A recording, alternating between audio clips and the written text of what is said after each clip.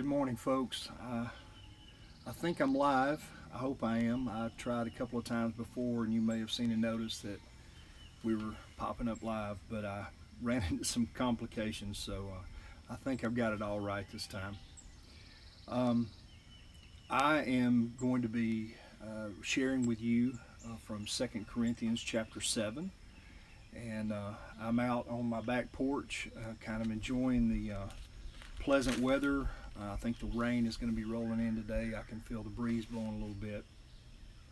But I just thought I'd share with you guys a little bit of my world. This is our back deck. But in Second Corinthians chapter 7, um, we're going to be looking at Paul kind of giving some insight into the way he feels and some of his struggles.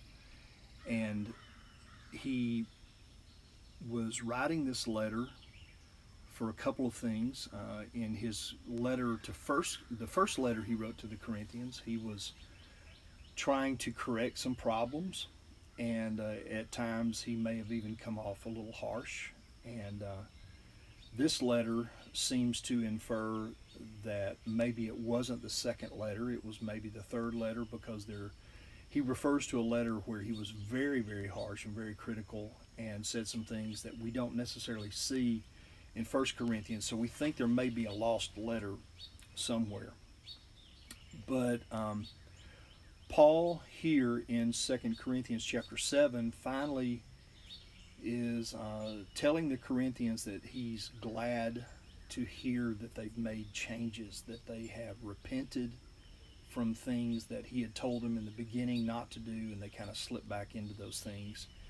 And the way he finds out is through a man named Titus. And so we're going to look at Titus just for a second today in this passage. This is 2 Corinthians chapter 7, verse 2. Paul says, "Make room in your hearts for us. We've wronged no one. We've corrupted no one, and we've taken advantage of no one." He's reminding the Corinthians, he said, "Guys, we love you. We care for you. Why don't you open up your hearts to us? We've not wronged you in any way. We haven't corrupted you, as some false teachers were saying. We've not taken advantage of you. I do not say this to condemn you, for I said before that you are in our hearts, to die together and to live together." Paul was willing to go to death with the Corinthians. He was willing to live with the Corinthians. He is expressing his commitment to them. "I'm acting with great boldness towards you," he says in verse 4. "I have great pride in you. I am filled with comfort." Okay, now we're getting to the heart of the message here, because before he's been saying, still encouraging them, "Guys, we love you. There's no reason for you to pull away from us." But he says, "I'm filled with comfort now.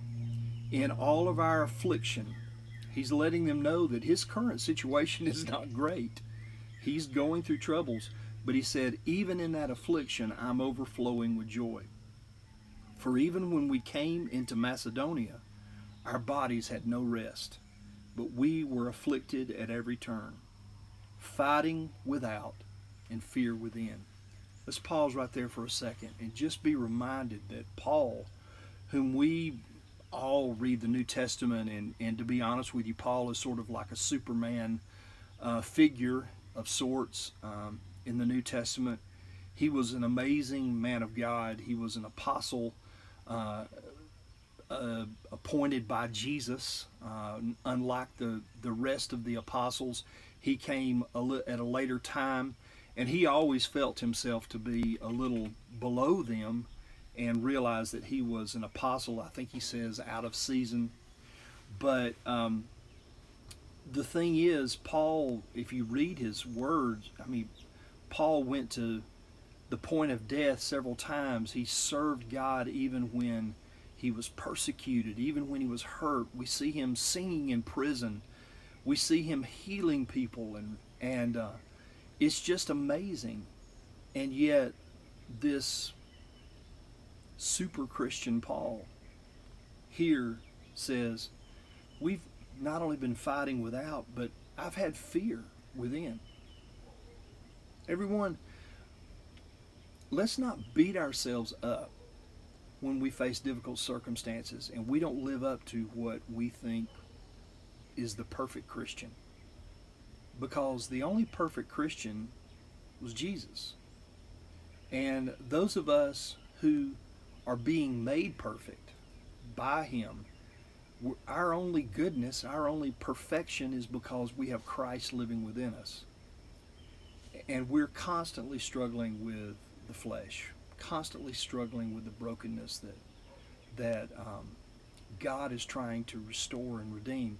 And once we're saved, we go through that process of sanctification. And it is a process. It doesn't happen overnight. It doesn't happen in a week. It doesn't happen in a year. It only happens in a lifetime. And so we all struggle with fears. We struggle with doubts. We struggle with just trying to live for Jesus. And Paul here is saying we've had fightings without and fears within, but God, verse 6, but God. Wow. Two words, two small words, but what do they mean? No matter what you're facing, but God. God is there. God is with you. God has a message of love and hope for you. He says, but God, who comforts the downcast, comforted us by the coming of Titus. And not only by his coming, but also by the comfort with which he comforted you, as he told us of your longing, your mourning, your zeal for me, so that I rejoiced still more. For even I made you grieve with my letter. That's the letter we were referring to earlier that may have been lost. I did not regret it, though I did regret it, for I see that this letter grieved you, though only into repenting, for you felt a godly grief, so that you suffered no loss through us. That's where we're going to end for a second. But listen, Paul wrote a letter to them, and it did hurt. Sometimes the words of people that we love and are close to us hurt us because they see a part of us that maybe no one else sees, and in their love for us, they're not willing to let us waller in our sin, waller in our self-pity, waller in the things that they know that we've been called from. And so Paul writes them and says, don't live that way. But now Titus is bringing a message, and he's saying they've repented. Your letter did hurt, but it hurt in a good way. It hurt in a way that they said, wow, we need to straighten up and we need to live the way God wants us to live. We need to allow Him to make changes in our lives. You know, God occasionally puts a Titus in my life. There are times when I've struggled. There are times when I've been down. And at just the right moment, someone will give me a call. Someone will send me an email. Someone will send me a card. And I open it up, and it's like just the right word. It's just what I needed to hear. And I am grateful for the Tituses who bring the messages of hope, the messages that restore our joy. Be a Titus. You know, we've got so many voices in our lives that just bring doom and gloom and sad news.